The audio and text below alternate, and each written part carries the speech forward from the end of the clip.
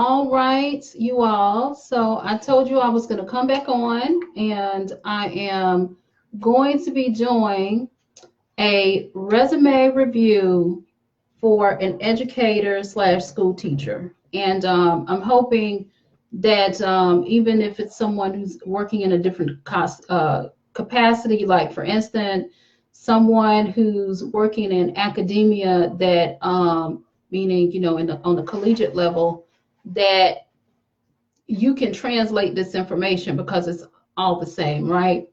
So we will be doing a resume review for someone who works in education. But let me just say this, while we are focusing on education, a teacher, you all, the information I'm about to provide to you does not just apply to a school teacher.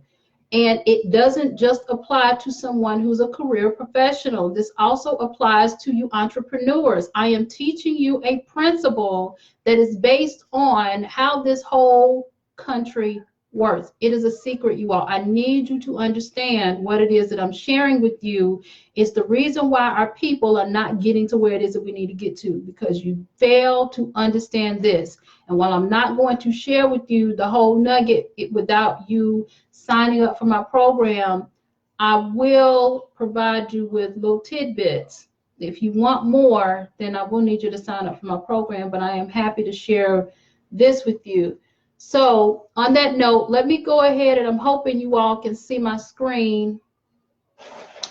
But I just went on, website and pulled up this resume. Let me make it a little bit bigger here.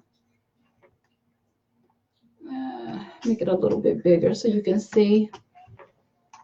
All right, I guess that's good. One more notch for me would be good. There we go. That's what I was looking for.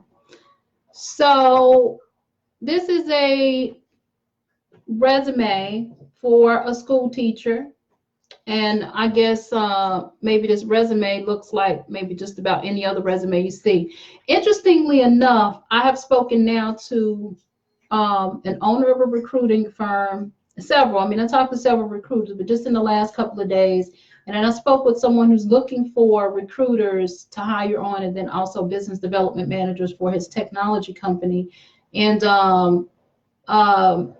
one of the things that both of them pointed out is that people are lying on their resumes. That's the first thing. But the second thing that he actually pointed out is that people are just going to their job, these companies' job requisitions, so the job listing, posting, copying the information and putting it in their resumes. You can do that, but these companies know that's what you're doing. Okay, my clients don't do that. That's why I chuckled inside as I was having a conversation with him. And actually, I have a potential to have a conversation with him, actually to come in as a consultant to help him and his company. So, I have to decide whether or not that's something that I want to do. But anyway, what I'm saying to you is you all should not be doing that in your resumes. I hope that you are not going online, copying and pasting content from the internet, and most certainly not from the job requisition of the prospective employer that you're trying to get on with. Yeah, that's not going to work. And as a matter of fact, I would suggest you not even include any of the details. Well, I would say you definitely want to speak some of the language, but there's something in particular that I have my clients to include in their resume. So, of course, we want to list some of your job responsibilities, but your resume, you all, is not just the place that you're going to list what you've done. It's not that. That is not what your resume is. And if you've never worked in sales, then I can understand you wouldn't understand. If you don't understand how this country works, then yeah, I can understand. You may not understand what really needs to go into a resume. And judging by these old, antiquated resumes that people are walking indoors with, I can understand why it is so hard for people to get jobs. Not my clients, though. Okay, so your resume, you all, should demonstrate how well you've done your job, not just list your job history and what you've done. Like, okay, so this school teacher here, I mean, I think everyone pretty much knows what a school teacher does. I mean, all of us went to school, what person doesn't know what a school teacher does? Okay, well, it's great that you did that, but let's put something in here that demonstrates, Mr. Teacher, how great of a teacher you are.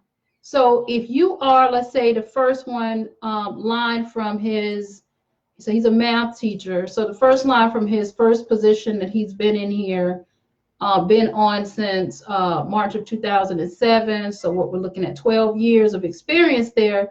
I mean, I should hope that you've evolved during your time there and you're not still doing the same thing you were doing when you first started. So it's just like you go to school to get the theory of how you do something, the principles, and then you go into education to practice education. I'm just going to say that's what it is. You go into education to practice education, but then at some point you figure out what works. And then once you figure out what works, you're like, oh my goodness, when I do this, I get these results. Well, how do you gauge the results, you all, that you're getting? That's what I'm trying to tell you here is, how do you gauge the effectiveness of what it is that you're doing, whether you're a school teacher, whether you're a principal, whether you're an attorney, whether you're a doctor, whether you're a lawyer, a salesperson, an accountant, an HR director? How do you gauge the effectiveness to say, yeah, I do a good job? Prove it. How do I know you've done a good job? Well, this is what your resume is. Your resume is the place where you're going to represent how well you have done your job. And how do you do that? Well, that's a part of the secret, you all. But let me just say this. I can't tell you the secret directly, but what I can say is, so his first line here says, conduct small group and individual classroom activities with students based on differentiated learning needs to ensure all students are learning at full potential. Well, to me, it sounds like you're still trying to figure out whether or not the students are going to be learning at their full potential.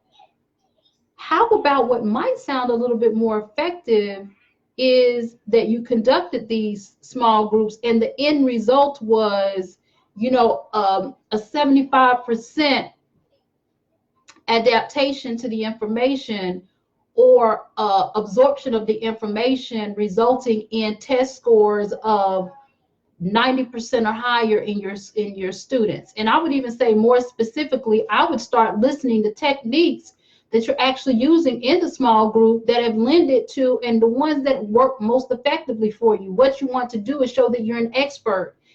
So when I do these specific things right here, then I increase my test scores in the small groups or blah, blah, blah by an additional 20% points, whatever, okay? Participate. Oh, and then I would say, how many conduct small groups? How many small groups? Okay, how many activities have you actually administered? So how many small groups have you conducted over the last 12 years? That's a great metric to add into your resume. And how many individual class activities have you actually planned out? So you're actually conducting them. Do you coordinate the activities too, or is somebody else giving it to you? So these are, let me just say this. The other thing is too, I would think that if you're in a position, you've been a school teacher for the last 12 years, I would imagine that at some point you move from being a tactical person to a strategic person. And what the heck am I talking about? As a tactical person, that means somebody else is telling you what you need to do, and you're implementing and executing that.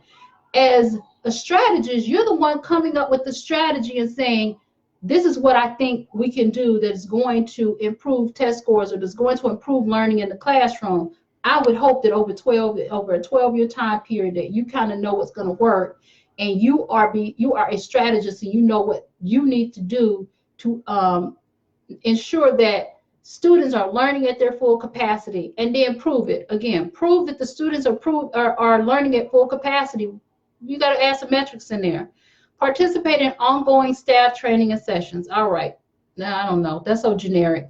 Organize parent-teacher conferences to maximize student learning opportunities and develop forward-thinking plans to correct ongoing issues. And you all, let me just say this.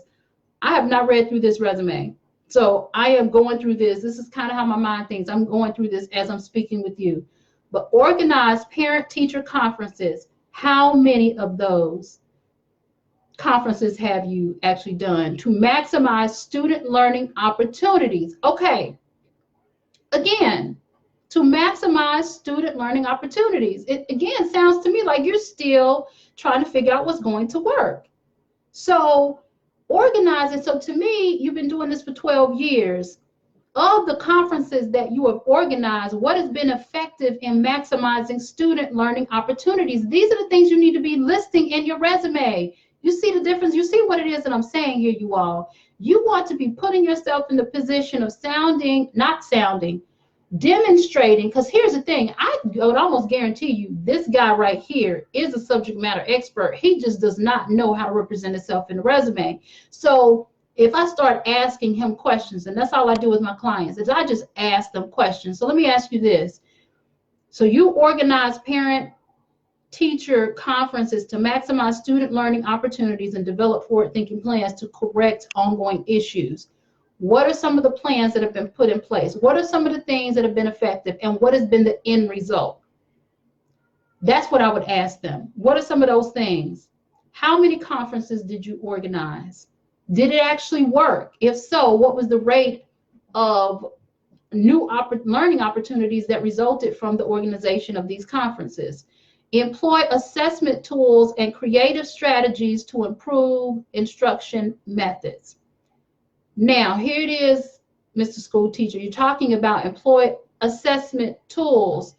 So assessments typically are gauging the effectiveness of something, which means that you are probably getting the data that you need. You just don't have it in your resume. And then proactive strategy. So that means that you're actually thinking, you are doing what it is that I'm saying. So you're actually in the position where you're developing strategies to improve the instruction in your classroom. But here it is. I don't think, even though it's kind of here, the way it's articulated does not sound like he is doing that. This would have been probably the first line in my resume. Let me just say this. I typically have my clients, the first line of each job role should not just be a list of what you've done. We already talked about that. We're past that, right, you all? Okay, so the first line should be a summation of your key accomplishments in that role and how well you have done your job over the last 12 years. And so how are you going to demonstrate that? Well, that's what I share with you when you sign up for my program. But let me just say this. That is what you need to put on the first line. You want to be able to capture people's attention. I heard, so one of my clients, she had just so happened to go take the resume that I helped her with over to another company that doesn't do resumes, by the way, and they said something about, oh, that resume is too long. It was a 2-page resume. Let me just say this. If you got good information in your resume, people will read it. And that was confirmed with this recruiter that I spoke with. She said all my clients have 7-page resumes. See, it's not about the fact that you have a long resume, it's what you put in the resume. I'm not going to read a half a page of resume with crap in it. If all you did was, this is a short resume. If all you did was copied and pasted information from my job posting requisition, yeah, I'm not going to read that. However, my resume, you all, my resumes that clients have, as a matter of fact, I wish I could pull one up for you, but it has their names on it. I just want you all to see the difference in what it is that my clients are walking in the door with versus this right here. The reason why I have over a 90% rate of getting my clients placed in their ideal jobs, and they're significantly increasing their pay, significantly, all right? All right, so the last thing is spearhead after-school math tutoring initiatives to improve student grades. How many after-school tutoring initiatives did you initiate and to improve student grades? So what was the improvement in student grades? I mean, what is amazing here to me is that he doesn't have a single metric in this thing. Oh, I'm sorry. He has 28 students down here listed in the next position. So hopefully you kind of get what it is that I'm saying and the type of information that you want to have in your resume. I would say for each of your roles, you kind of want to go through the resume in that way. And I'm just kind of giving you some ideas, you all. I'm not going to give you all of the nuggets for free. I just can't do that. You all have people paying me big money for this, so I can't most certainly give it to you for free. But the next time I have one of my free workshops, you all, I would suggest that you jump on there, because I'm going to be sharing a lot of good information in that in my upcoming webinars, and you know, it would behoove you to get on there. But let me just say this. Okay, so you go through each of your jobs and you're going to kind of do what I just said. So you're going to go through and make sure you represent how well you've done your job, and you figure out how you're going to do that. I can tell you how you could do it, but I'm not going to share that with you unless you sign up for my program. And then let me just say this again, make sure your top line is a summation of the key accomplishments that you actually executed for each of the roles. All right, now, once you have that information, your summary right here, I hear people, well, I see people putting objectives at the top of their resume. Let me just say this, you all, your objectives are really a waste of time. I mean, you can put an objective statement up there, but I actually suggest to my clients put a career summary right here. You can put a career summary, highlights, you can highlight your key accomplishments, but the key is here, you all, what you want to do at the top of your resume is this is how you're going to get the recruiters to read your resume, or get the HR directors to read if you got a 7-page resume, is you want to, in your summary needs to serve as your 30 to 60 second elevator pitch. That's basically what this is, that you want to get people's attention. And what's going to be in your elevator pitch? It's going to be, again, like I just told you, so for your individual job roles, you're going to list, it's going to be at that top line is going to be a summation of what you've actually accomplished in that role. Well, guess what? Your career summary highlight is going to be a summation of everything that you've accomplished, or some of the key things that you've accomplished over the course of your career. You understand what I'm saying? So you see how this person right here, his summary says, attentive middle school math teacher with excellent communication skills, organized and driven with the innate ability to stay on task, uses effective and efficient methods of teaching while focusing on the individual needs of each student. Yeah, okay, that's cool. Yeah, I mean, I think it's so generic. I mean, I guess those are all things that talk about good communication, but I mean, that's so overwrought in people's resumes. I mean, I think how I demonstrate I'm a good communicator is with my actual resume. I mean, you can kind of look at my resume and tell I'm great with communications, okay? So, I mean, I would put it in there, but I would probably put it in, you know, the actual role itself. And if you wanted to, let me just say this. So this person has summary and highlights, lesson plan, expertise. I have another way that I have my clients to organize their career summary highlights. And I mean, some of this is maybe good information. I don't know, I would just do this a little differently. And I just wonder how effective this is. I mean, you know, I had somebody send me the link to this company. You know, I mean, I guess maybe people are getting results with these resumes. I don't know. What? Show me this. Show me the stats. Show me the stats where these resumes work. And I would say because things have become so competitive now in the marketplace, you all, like, okay, they have taken away really the one-on-one type of interactions. Like, I don't know if you guys even know that they're doing video, pre-recorded video interviews now. I know, you know, not too long ago, probably about 2 years ago, I was thinking about going back into corporate, and I had to do, it was like they sent me an app that I had to download on my phone, and I actually had to do a virtual interview, record the interview, and answer questions. So what I'm saying to you is things have become so impersonal, you all. You have to find a creative way to help yourself stand out. And this resume is not going to get it. This is not going to get it. I mean, and I would say, especially for some of you that don't have a college degree. And by the way, I don't have a college degree. I didn't have one yet. I was able to accomplish the things that I accomplished. I mean, well over 6 figures, over $1 million in a few years, and I managed a $400 million program for a top-ranked Fortune 500 company, you all. And how did I do that? It's with the secret. How did I even get people even now? Like I just decided, by the way, you all, I just said, I just want to see if my stuff still works. And I mean, because things change. So that's why I've been having conversations with recruiters, and from that, I'm actually getting some, you know, contract opportunities for my company. I don't know if I'm going to take them or not, but we'll just see. But anyway, I guess what I'm saying is, you know, I want to know that what it is that I'm telling you is still working, even though I have clients that are using this stuff and it's working for them.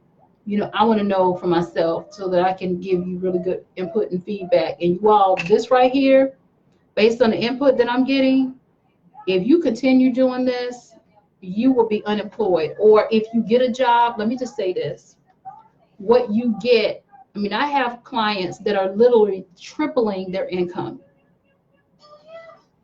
That's a 100% true statement. And so you can walk in the door with this resume and maybe get an additional $2,000 to $3,000 in income, you know, or I can show you, Mr. School Teacher. Let me just say this, Mr. School Teacher, I can show you how, I don't know, maybe, I don't even know what school teachers make. Let's just say school teachers making $30,000, $40,000 a year. I guess that's what school teachers are making. I can show you right now how you can go get a job making 6 figures. Yeah, I can show you how to do that. But see, this resume is not going to get you there. And I would even say transition into a completely different line of work where you can make 6 figures, because you're not going to do that as a school teacher. Maybe if you go into academia, or if you know you become a principal or something like that, maybe an administrative position within education, you may be able to make that type of money. But I don't even know if principals are making $100,000 a year. I could be wrong, but anyway, so on that note, you all, let me skip back over to the page here. I just want to see, hi. Thank you, Robert. I hope everything's going well with you. I don't know if you're still there. But thank you so much for tuning in. I hadn't spoken with you in a while. I hope all is going well for you. Thank you for the validation. But yeah, everything is true. So you all, I'm wondering if you have any questions. I mean, are any of you in education? And like I said, let me just reiterate this again for those of you who may have jumped on at the last minute. Oh, good. Awesome. But for those of you who may have jumped on at the last minute, that the principles that I am teaching you here are not just for a school teacher or someone in education. This can be applied to any line of work. Okay, so regardless of what your field is and what your type of role is, you can apply these principles. Oh, and by the way, this just does not just apply to career professionals. If you're an entrepreneur, you can use these same principles in your business. That's why I love what I do. I absolutely love my work, and I'm very passionate about it, as you can see. Girl, I'm excited too. I am excited too. You know I like to talk, girl. I'm just so passionate about it, and I love people. I love helping, and I feel like I would be doing people a disservice if I did not share this information. So it's going to require me to talk, and believe me, I can do that. So anyway, I'm just wondering if anybody has any questions. Good.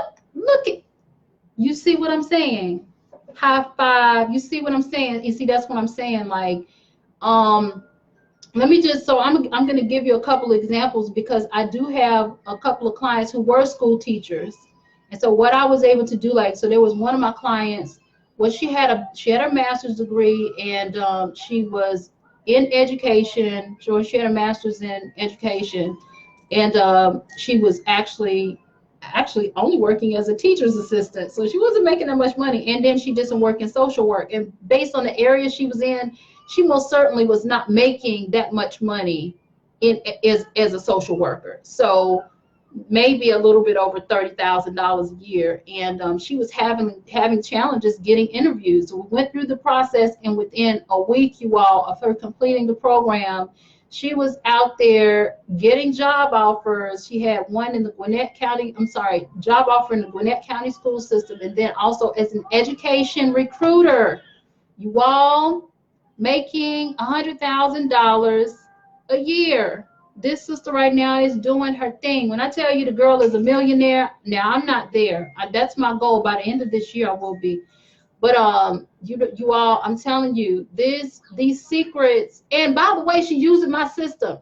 I'm glad I got the testimonial from her, because now the butt won't even get back to me, which I understand. You know, she's got her business and she's doing her thing. I mean, I'm not gonna hate, because back then I didn't have my clients signing NDAs. So now I do have my client sign a non-disclosure agreement. Before I share my secrets, I do that. So anyway, because this is good stuff, you all. This is how the world works.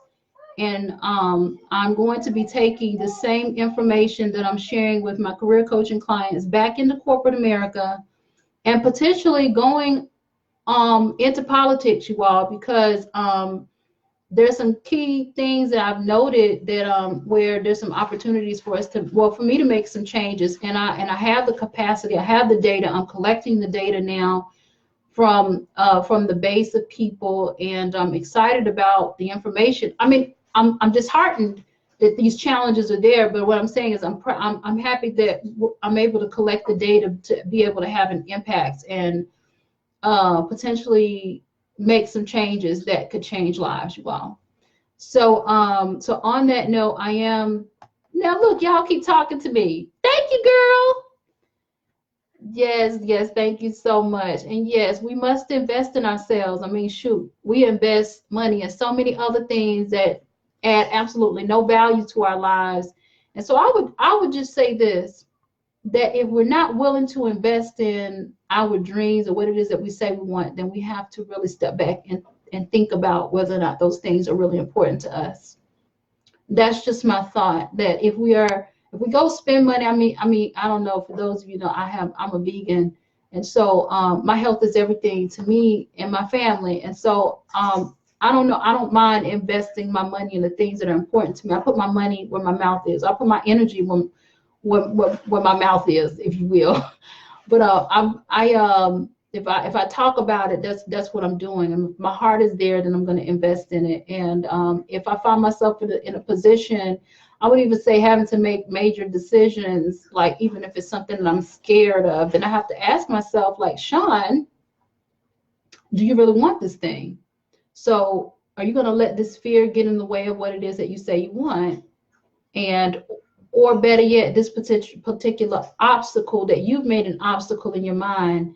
Okay, then if you want that thing, and if you, let me say, you must have that thing, because for me it is that dire right now. There's certain things I have to do in this lifetime. Then my love, and I say to myself, my love, then what are you going to do to get there? And are you going to let this thing right here get in your way? Excuse my French, but hell no. And y'all know I don't use profanity, but hell no, you're not going to let, you know, those things get in your way. And so, all right, I'm going to stop talking because I'm right here at 30 minutes. But if anybody has any questions about how to